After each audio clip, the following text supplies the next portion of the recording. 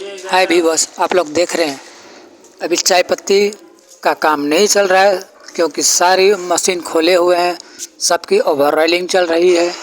Dryer, सुखलाई, heater, CTC, formatting सभी की काम चल रही है। तो आप लोग बने रहिए। अच्छी चाय अच्छी क्वालिटी के समय आने वाली है। चाय बेहतरीन आप लोगों को हम दिखाते रहेंगे।